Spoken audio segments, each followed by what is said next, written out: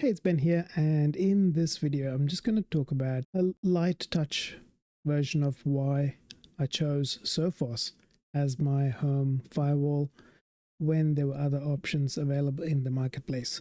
So when I considered getting a home firewall, I was looking into Untangle, which I have used in a previous corporate role, and they used to have a home version of it, and found that unfortunately Arista, after they bought the company, had removed that option. So I went and looked at options. Being an advocate for FOSS software, I looked at it and looked at PFSense, looked at OPNSense. I've used other firewalls that were based on PFSense in the past, so that would have been fairly simple to get used to. OPNSense, based on a lot of reviews, seemed to be a more modern UI version of PFSense with a bit more modern underpinnings, like the version of OpenBSD they use and things like that. And they seem to be keeping on top and being on the leading edge with all the updates, where PFSense tends to be a little bit behind, which can be a benefit from a stability standpoint sometimes. So I can understand both sides of the equation. So then I was looking into capabilities that I would have needed for use at home and realized that unfortunately they're not pure next-gen firewalls, which meant I would have had to install add-ons, plugins, each of which have their own subscriptions based on what kind of features I wanted and needed. And I decided finally, look, if Sophos, which is a corporate firewall, has a home edition that is free, it's only limited by hardware, which is it's limited to a 4-core utilization and 6 gigs of RAM, and needs at least 2 NICs. So I decided, okay, fine, let me go with Sophos. I don't think I'll be utilizing it that much to hit the 6 gig RAM limit. We'll see, we'll find out eventually, I suppose.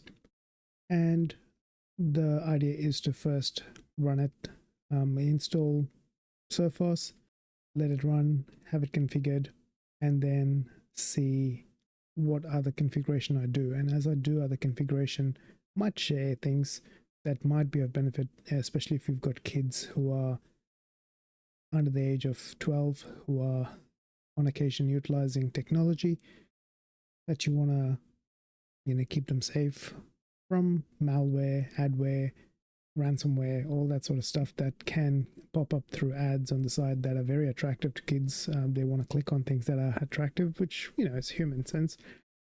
I'm sure when we were younger we did the same, but back then we didn't have this level of maliciousness in how attacks were done. So with all that in mind, these are the things that led me to pick Sophos.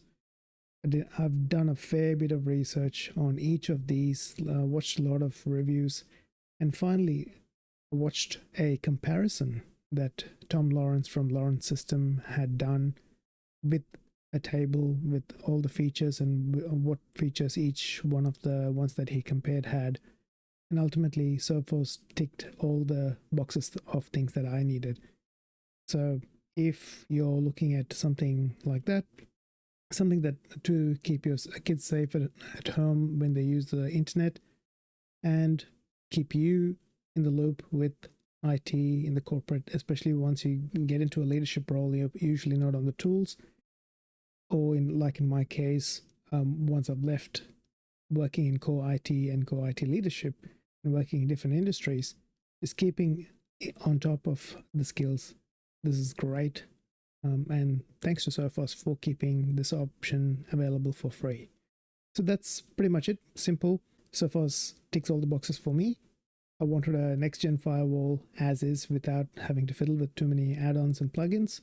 And this does the job for me. I'll test it out, put it into my production environment and see how it goes, and give you an update as things go.